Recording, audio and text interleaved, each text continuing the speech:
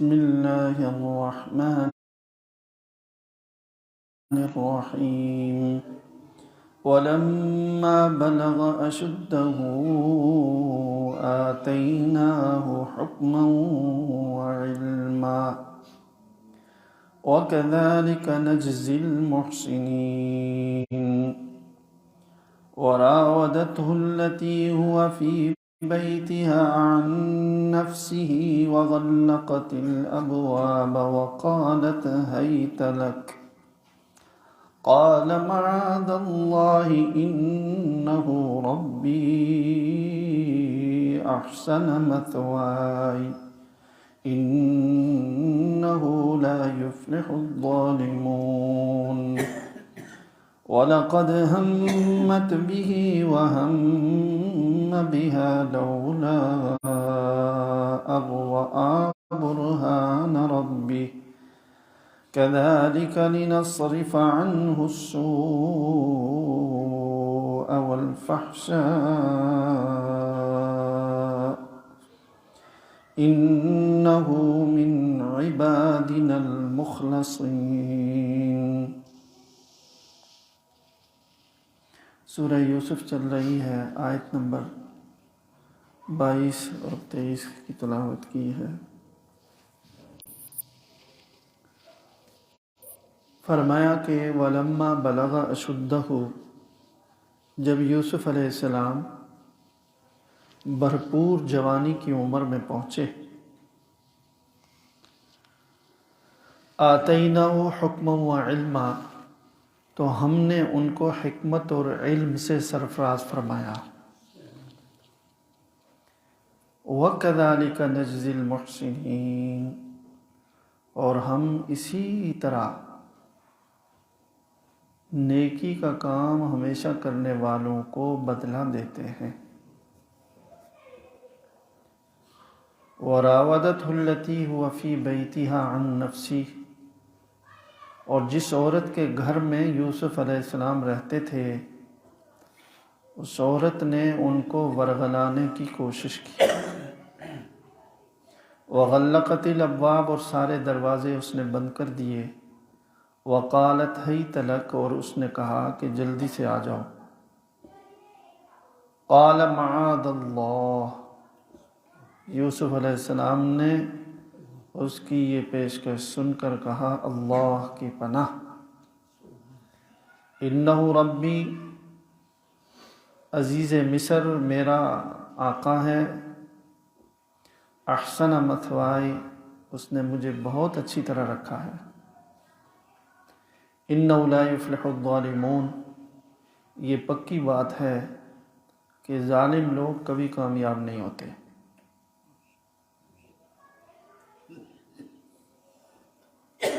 وَلَقَدْ هَمَّتْ بِهِ،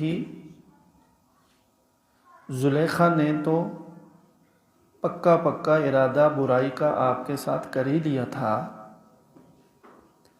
وَهَمَّ بِهَا، اور یوسف علیہ السلام کے دل میں بھی خیال آیا، لولا ان رأى برہان ربہ، اگر وہ اپنے رب کی دلیل کو نہ دیکھ لیتے۔ کذالک،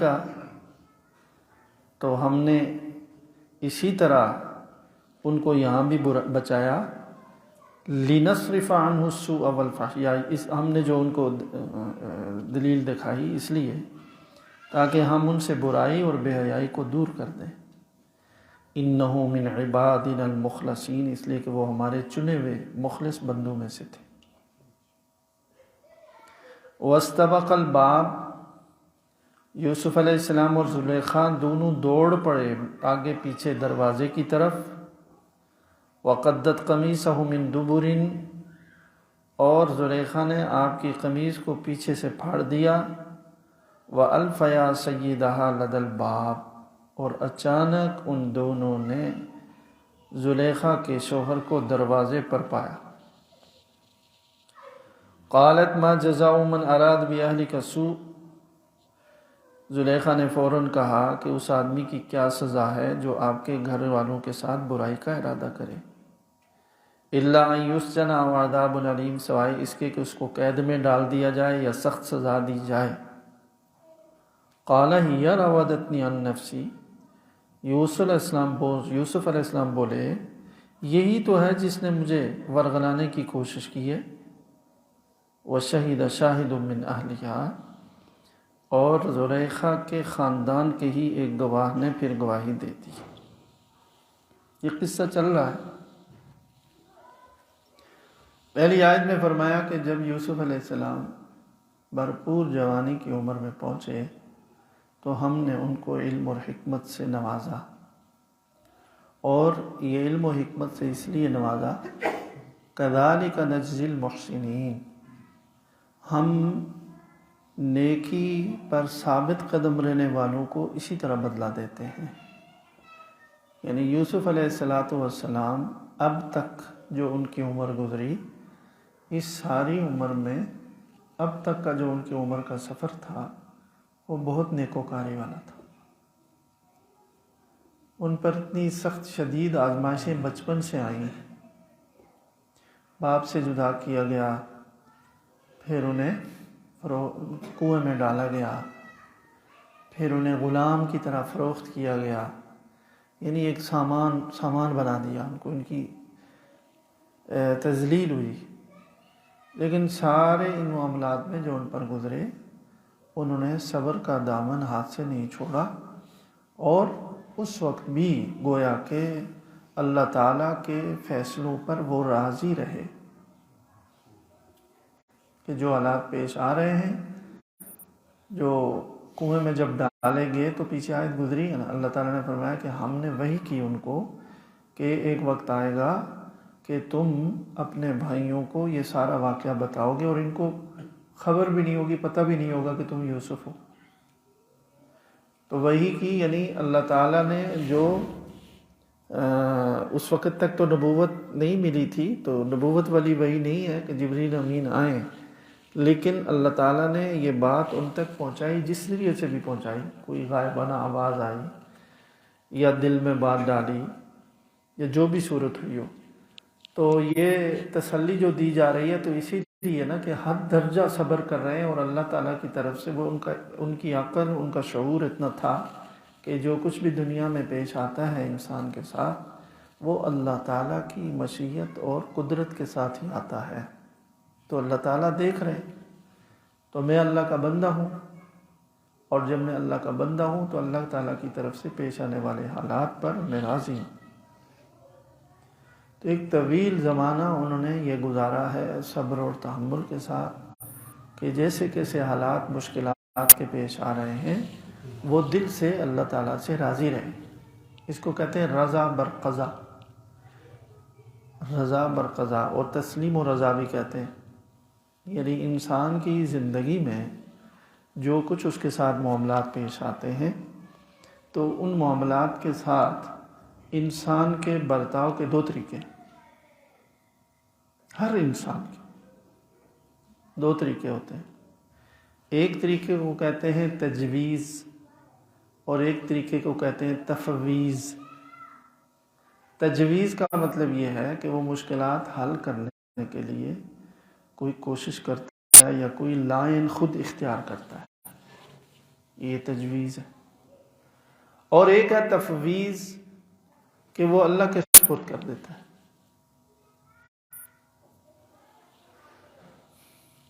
یہ بھی سمجھ لیجئے کہ یہ ان معاملات میں ہے جو انسانی اختیار سے باہر، جو انسانی اختیار کے دائرے میں، ان میں کوشش کرنے کا حکم ہے، محنت کریں، جدوجہد کریں، اس میں تفویض نہیں ہے۔ جو انسانی اختیار میں نہیں ہے، غائبانہ کسی کو بیماری آ گئی، اب ٹھیک ہے علاج کے لیے جو کچھ کرے، لیکن علاج کے بعد بھی اگر ٹھیک نہیں ہو رہا تو اللہ کے سپرد کرے، غمگین نہ ہو، مارا نہ پھرے۔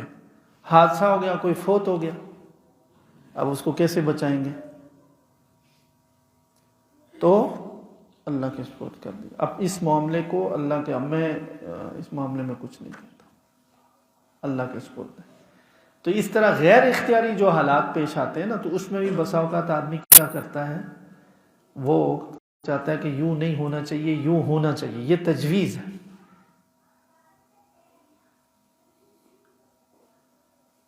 تو یہ دیکھیں، وہ مجھے یاد آ گئی نا بات کہ انسان جب یہ تجویز میں بہت جاتا ہے نا، مطلب خالق بننے چاہتا ہے، تو کتنا گمراہ ہوتا ہے. یہ ٹرانسجنڈر کیا چیز ہے؟ کہتے ہیں مرد بنایا تو میں عورت بن جاؤں، اپنی تجویز. تو جب وحی کے نور سے محروم ہوں گے تو یہی ہوگا کہ یہاں تک اپنی تجویز، اپنا رائے یا اپنی جنس تک تبدیل کرنے کے لیے کوشش کر رہے ہیں. تو جیسا کیسا اللہ نے بنا دیا، جیسی شکل دے دی، جیسا قد کاٹ دے دیا، جیسی صحت دے دی، جیسی رنگت عطا کر دی، جو کچھ صفات دے دی اس پر راضی رہنے میں. ویسا ہوتا، یوں ہوتا، فلاں ہوتا، یہ تجاویز ہے کہ میری خواہش یہ کہ یوں ہوتا. تو یہ بالکل درست رویہ نہیں ہے. یہ اس میں انسان جو اس میں پڑے گا وہ کبھی خوش نہیں رہے گا، پریشان پریشان. تو اس میں کیا ہے؟ تفویض، اللہ کے سپرد کر دیں، بس جو کچھ اللہ کی طرف سے ہو گیا ٹھیک ہے. جو غیر اختیاری چیزیں میرے پاس آ گئی ہیں، میرا جی چاہتا ہے کہ یوں نہیں ہونا چاہیے، یہ غلط ہے، اس پر راضی رہنا چاہیے. شوہر کے لیے جیسی بیوی مل گئی، والد کے جیسی اولاد مل گئی، اولاد کو جیسا والد مل گیا، اولاد کو جیسی ماں مل گئی، بیوی کو جیسا شوہر مل گیا. اب رشتے کو نبھائیں. اب تجویز نہیں کہ یوں ہونا چاہیے تھا، یہ یوں ہو. اولاد کے لیے بھی کوئی ایک خاص قسم کا ماڈل بنا کر ذہن میں رکھا ہوا کہ میرا بیٹا ایسا ہو. ساری زندگی پریشان خود بھی ہوگا، اولاد کو بھی پریشان کرے. ہر آدمی اپنی خاص کچھ صلاحیتیں لے کر دنیا میں آتا ہے. تو اگر آپ تجویز کرنے لگیں گے تو پریشانی ہی پریشانی. اچھا جی تو چاہتا تھا ڈاکٹر بن جائے، نہیں بن سکتا، کوئی مسئلہ نہیں، اللہ کے سپرد. جی چاہتا تھا کہ فلاں بن جائے، نہیں بن سکا، تو اللہ کے سپرد ہے. بس جیسے اس کی زندگی. اپنے بارے میں کتنے آدمی کو خیالات ہوتے ہیں کہ ایسا ہو جاتا، میں ایسا کر لیتا زندگی میں، کوئی ٹوٹی پھوٹی کوشش بھی کی نہیں ہو سکی، تو اب اسی پر غم کھاتے رہنا، سوچتے رہنا. یہ تجویز ہے. اور اس کا مطلب یہ ہے کہ تم یہ سمجھتے ہو کہ یہ سب کچھ کرنا تمہارے اختیار میں تھا. ارے نہیں، ایسا نہیں ہے. اللہ کی مشیت چلتی ہے، اس پر راضی رہو.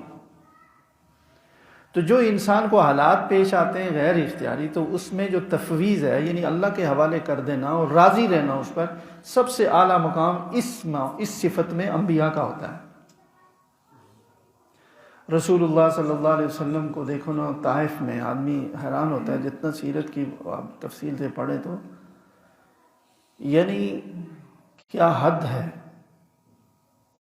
تسلیم اور رضا کی، اللہ کے ساتھ جو رضامندی کا تعلق ہے، کہ حد ہے، انتہا ہو گئی. کہ خدا کی وحدانیت کے لیے وہ لوگوں کو دعوت دے رہے ہیں، خدا کی عبادت کے لیے لوگوں کو بلا رہے ہیں، وہ پتھر مار رہے ہیں، کوئی ذاتی غرض نہیں. تو اس وقت بھی جو دعا کرتے ہیں وہ کیا کہتے ہیں؟ اللہم ان لم تکن ساخطا علی فلا ابالی ولکن عافیتک ہی اوسع لی ربی لا من تکلنی الی عدو یتہجمنی ام الی بعید. اللہ، یعنی یا اللہ اگر آپ ناراض نہیں ہیں تو مجھے کوئی پرواہ نہیں.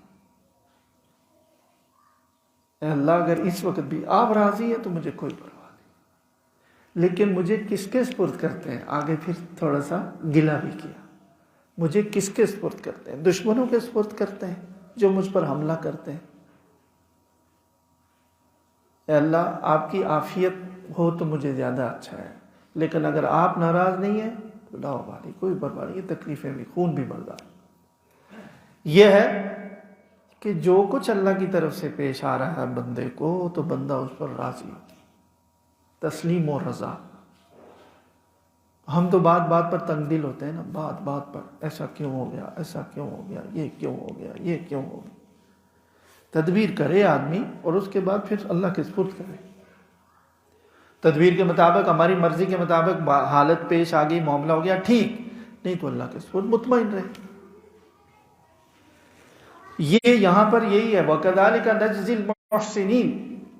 فرمایا کہ ہم نے یوسف علیہ السلام کو جب وہ پختہ عمر پر پہنچے، بعض روایت میں آتا ہے 33 سال کی عمر میں تھے، بعض میں اس سے اوپر نیچے بھی روایات ہیں، لیکن قرآن نے کوئی عمر کی کوئی تعداد نہیں بتائی، بس اشد کا لفظ ہے، مضبوط بھرپور جوانی، جو 40 سال تک یہ اشد کا لفظ ہی آتا ہے۔ تو ہم نے ان کو علم و حکمت سے یعنی نبوت سے سرفراز کیا، اور پھر اللہ تعالیٰ نے اپنی ایک قانون بتا دیا، وَكَذَلِكَ نَجْزِي الْمُحْسِنِينَ۔ تو ہر ایک کو اپنی درجے کی جو محنت ہے اللہ اس کو بدلہ دیں گے۔ یوسف علیہ السلام جس درجے کے تھے ان کو ویسا انعام ملا، اور ہم جیسے مسکین جو بھی اللہ کی رضا کے لیے کریں گے تو اللہ تعالیٰ محروم نہیں کریں گے۔ فرماتے ہیں وَكَذَلِكَ نَجْزِي الْمُحْسِنِينَ، اسی طرح ہم دیتے ہیں، یہ ہماری عادت ہے، یہ ہمارا قانون ہے کہ جو جم کر نیکی کے کام پر رہتے ہیں ہم ان کو بدلہ اسی طرح دیتے ہیں۔ اور آگے فرمایا کہ اور یوسف کو ورغلایا اس عورت نے جس کے گھر میں رہتے تھے۔ یوں نہیں فرمایا کہ عزیز مصر کی بیوی نے ورغلایا۔ قرآن کے ہر جو انداز ہے نا اس کے اندر ہر چیز میں حکمتیں پوشیدہ ہوتی ہیں۔ اس میں اشارہ کر دیا نا، ایک تو یہ کہ یہ سوچو کہ ورغلانے والی کون تھی، یوسف علیہ السلام کا مقام سمجھ آئے گا۔ ورغلانے والی کون عورت تھی؟ جس کے گھر میں وہ تھے جو ان کو جس کے ماتحت تھے، جس کے احسان تلے تھے، جس کا ان پر دباؤ بھی تھا، ہر طرح سے اس کے کنٹرول میں تھے۔ تو یعنی وہاں سے نکلنا کتنا مشکل ہے۔ ایک تو یہاں تک کہ زندگی کی جو آزمائشیں آئیں یہ تنگی اور مشکلات والی آزمائشیں تھیں، جس میں سرخرو ہوئے یوسف علیہ السلام، کس طرح کہ وہ اللہ تعالیٰ کی طرف سے پیش آنے والے زندگی کے تنگی کے حالات پر راضی رہے، سر خم تسلیم رکھا، دل میں بھی شکوہ اور گلہ نہیں لایا اللہ کے بارے میں۔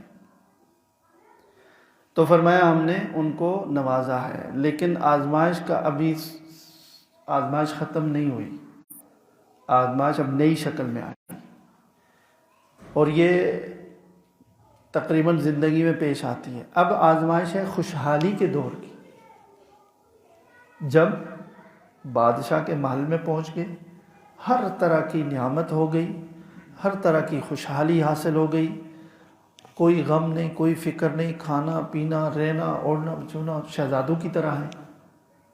اور اب اس حالت میں وہی خوشحالی کے دور کی جو آزمائش ہے گناہ، اس کی آزمائش سامنے آ کہ وہ برائی کی دعوت دینے والی عورت برائی کی دعوت دے رہی ہے، اور جو برائی کی دعوت دے رہی ہے وہ ہر لحاظ سے ایک کنٹرول بھی رکھتی ہے، اثر بھی رکھتی ہے ان پر، جس کے سامنے انکار کرنا مشکل بھی ہے۔ تو اس لیے فرمایا کہ اس عورت نے یوسف علیہ السلام کو ورغلایا جس کے گھر میں وہ رہتے تھے، اور اس نے ایک تو یہ اثر دیکھیں کتنا مشکل ہے بچنا۔ نمبر 2 وغلقت الابواب، اس نے دروازے بند کر دیے۔ کہتے ہیں تاریخی روایت ہے، حدیث میں نہیں، کہ 7 دروازے تھے اس محل کے، کوئی ایسے کوریڈور سے گزرے، ایک کمرہ دروازے، کچھ 7 دروازے تھے جہاں سے نکل کر باہر جائیں نا، آخر بالکل باہر نکلنے کے لیے کوئی 7 دروازوں کو کراس کرنا پڑتا تھا۔ اس نے سارے بند کرتے کرتے اندر بلایا، دروازے سارے بند کر دی۔ وقالت حیت لک، اور اس کے بعد پھر اس نے خواہش کی کہ جلدی سے آؤ۔ تاریخی روایات میں ہے کہ یہ زلیخا خود بہت حسین و جمیل عورت تھی، اور ظاہر ہے جب ہر طرح کی خوشحالی ہے، نعمت ہے، ساری چیز ہے، تو یوسف علیہ السلام کو جب برائی کی دعوت دی تو یوسف علیہ السلام کی تعریفیں بھی کرتی رہی پہلے، دیکھو یوسف تمہاری آنکھیں کیسی ہیں، تمہاری ناک کیسی ہے، تمہارے بال کتنے حسین ہیں۔ یوسف علیہ السلام ایسے آنکھیں جھکائے کھڑے حق کے بقے کہ آج کیا کہہ رہی ہے، کیا سلسلہ ہے۔ تو اس نے جب یہ کہا کہ بس اب آ بھی جاؤ، یعنی قریب بلانے کی کوشش کی، لپٹانے کی کوشش کی، تو انہیں فوراً سمجھ گئے برائی کا ارادہ، فرمایا قال معاذ اللہ، اللہ کی پناہ، اللہ کی پناہ۔ تمام برائی کے اسباب موجود ہیں، کوئی خطرہ نہیں ہے اور دروازے بند ہیں۔ اس وقت بچنا کتنا مشکل ہے، کوئی نہیں دیکھ رہا۔ میں قال معاذ اللہ، اللہ کی پناہ ہے۔ یہ تو اصل بات تھی۔ آگے دیکھیں پیغمبر کیسے ہوتے ہیں۔ اس کو سمجھانے کے لیے کہا کہ دیکھو عزیز مصر نے مجھے کتنی اچھی طرح رکھا ہے، اس کا احسان ہے میرے ساتھ، اس نے میرے ساتھ کتنا نیکی کیا ہے، احسان کیا ہے۔ آپ کو بھی نصیحت کی تھی کہ اس کی عزت کے ساتھ اس کو رکھو، تو مجھ سے میں احسان فراموشی کروں تو مجھ سے بڑا برا شخص کون ہوگا جو اتنے محسن کے ساتھ خیانت کا معاملہ کرے۔ دراصل اس کے دل میں یہ بات ڈالنا تھی کہ تم بھی کوئی عقل سے سوچو، جو خیانت کس کے ساتھ کر رہی ہو، وہ تمہارا شوہر ہے، اس نے تمہیں کتنے اچھے طریقے سے رکھا ہے، شہزادی بنا کر رکھا ہے، تمہیں سب کچھ دی ہوئی ہے، تو میرے ساتھ جو احسان کیا میں اس کو سامنے رکھ رہا ہوں، تو تمہیں بھی سامنے رکھنا چاہیے۔ اور پھر آگے فرمایا انہ لا یفلح الظالمون، کہ یہ یاد رکھو کہ جو ظالم لوگ ہوتے ہیں نا، ظالم یعنی کوئی بھی غلط کام کرنا ظلم ہے، گناہ بھی ظلم ہے۔ ظالم لوگ کبھی کامیاب نہیں ہوتے، سرخرو نہیں ہوتے، زندگی میں وہ کوئی اچھی زندگی نہیں پا سکتے۔ اس طرح کی جو خیانت کرنے والے لوگ ہیں وہ بھی کبھی اچھی زندگی نہیں پا سکتے۔ فلاح کا مطلب یہ ہے۔ اللہ تعالیٰ فرماتے ہیں آگے خود کہ وَلَقَدْ هَمَّتْ بِهِ وَهَمَّ بِهَا۔ اس سے پہلے جو یہاں اس سے متعلقہ بات میں عرض کر دوں کہ یہ جو یوسف علیہ السلام نے فرمایا نا کہ معاذ اللہ، تو یہی ہے کہ جو انبیاء کرام ہیں اور جو بھی نیک مومن ہو، ہر وقت اللہ تعالیٰ دل میں ہوں گے تو ایسے لمحے میں اللہ تعالیٰ یاد آئیں گے۔ غفلت کی زندگی ہوگی تو پھر بھول جائیں گے۔ تو فرمایا وَلَقَدْ هَمَّتْ بِهِ، یہ زلیخا نے تو پکا ٹھکا ان کے ساتھ برائی کا ارادہ کر لیا تھا، وہ تو سامنے نظر آ رہا، دروازے بند کیے اور پھر زبان سے بھی کہا، تو اس نے تو پکا ارادہ کر لیا تھا۔ وَهَمَّ بِهَا، یوسف علیہ السلام کے دل میں بھی خیال گزرا، لولا ارى برہان ربی، اگر اپنے رب کا برہان وہ نہ دیکھتا، دلیل، تو آگے بھی بڑھ جانے کا اندیشہ تھا۔ یہاں دیکھیں یہ جو ہے کہ ان کے دل میں بھی خیال آیا، تو یہی اصل چیز ہے ان کے پاک دامن ہونے کی اور ان کے کمال کی بات یہ۔ دیکھو اگر طبیعت میں کوئی تقاضا ہی نہ ہو تو پھر برائی سے بچنا کیا مشکل ہے، کیا کمال ہے، خواہش ہی نہیں۔ تو یہاں وہ اور ایک ہوتا ہے برائی کا ارادہ کرنا، اپنی اختیار سے سوچ کر، پیغمبر اس سے معصوم ہوتے ہیں، پیغمبر جتنے بھی ہوتے ہیں اس سے معصوم، گناہ کا ارادہ نہیں کرتے کہ کروں۔ یہاں ہے ہم بیا، یعنی خیال آیا، یہ غیر اختیاری خیال ہے۔ اس کو ایک مثال سے سمجھیں، روزہ رکھا ہوا ہوتا ہے نا، تو پیاس لگی ہوئی ہے، پانی نظر آتا ہے بہت اچھا، نہر کے پاس سے بھی گزرے تو ایسے کہتے ہیں میں ساری نہر پی لوں، لیکن نہیں پیتا۔ روزہ دار جو سچا تھا وہ نہیں پیتا۔ فریج کھولا، ٹھنڈی بوتلیں رکھی ہوئی ہیں، سخت پیاس لگی ہے، تو یہ جو خیال آ رہا ہے کیا وہ روزہ توڑنے کی نیت سے کر رہا ہے؟ ہرگز نہیں، یہ طبیعی چیز ہے، اور وہ اللہ کا حکم سمجھتے ہوئے اپنی اس طبیعت کے تقاضے پر عمل نہیں کرتا، اس کو کچھ بھی ہو جائے، وہ پیاسا مر جائے کہ میں روزہ نہیں توڑوں گا، پیاس لگی ہوئی ہے، پانی پینے کا جی چاہ رہا ہے، تو یہ جو جی چاہ رہا ہے نا، تو یہ مطلب نہیں کہ یہ وہ ارادہ کر رہا ہے روزہ توڑنے کا، نہیں، وہ ایک طبعی چیز ہے۔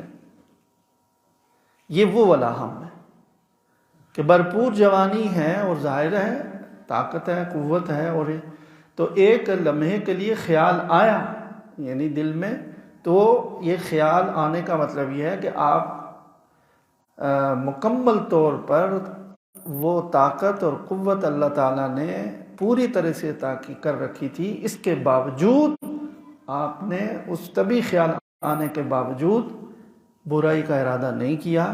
کیوں؟ اس لیے کہ اللہ نے برہان دکھا دیا تھا۔ برہان وہی ہے جو معاذ اللہ کہا، یعنی دلیل، کس چیز کی دلیل؟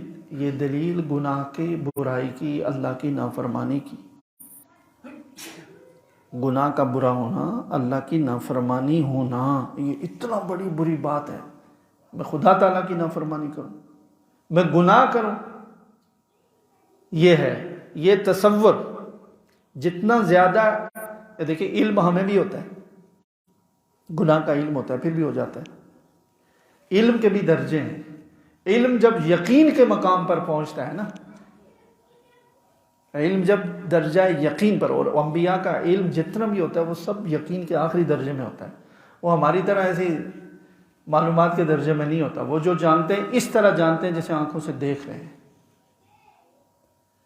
تو جب ان کو معاذ اللہ جو کہا تو اسی سے کہ اللہ نے فوراً برہان دکھا دیا، یعنی ایک دم جاگ کر یہ بات آ گئی ذہن میں کہ یہ تو گناہ ہے، اور اللہ کا نبی گناہ کیسے کر سکتا ہے؟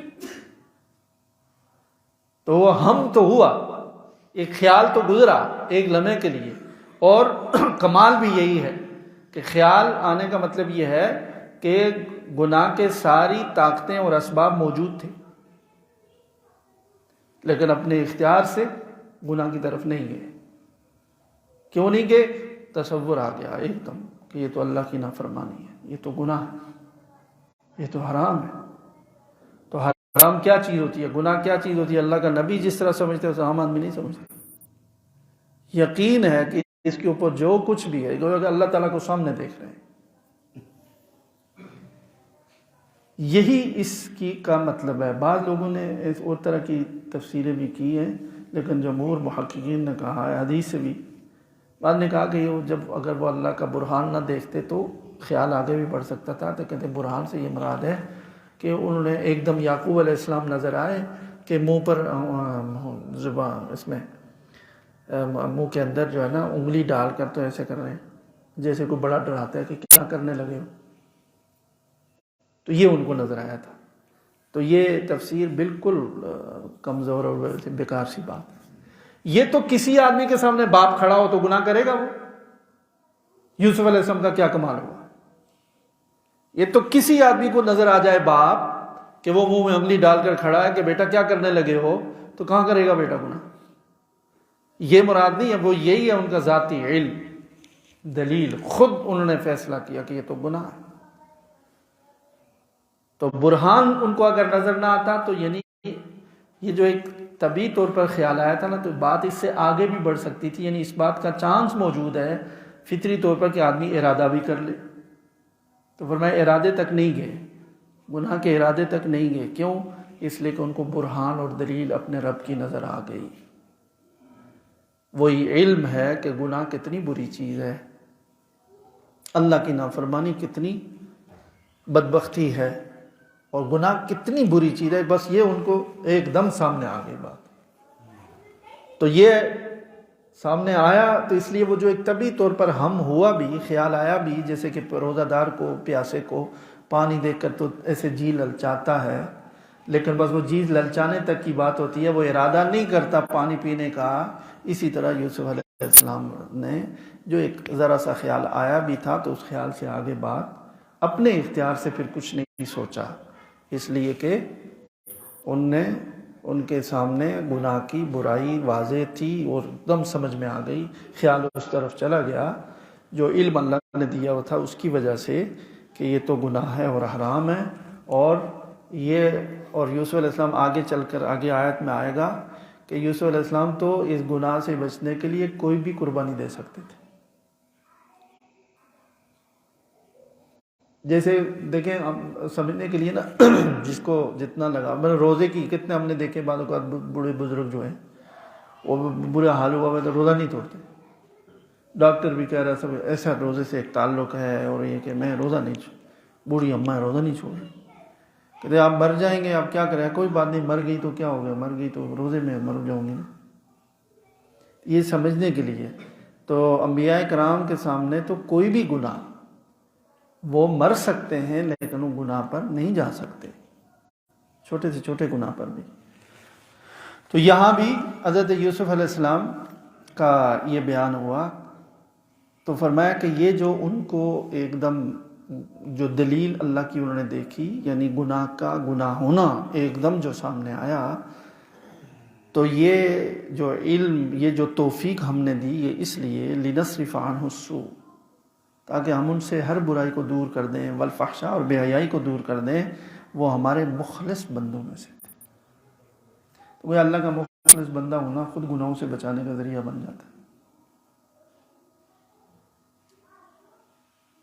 بس آج اتنا ہی کافی. اللہ تعالی ہمیں اس کا نفع عطا فرمائے.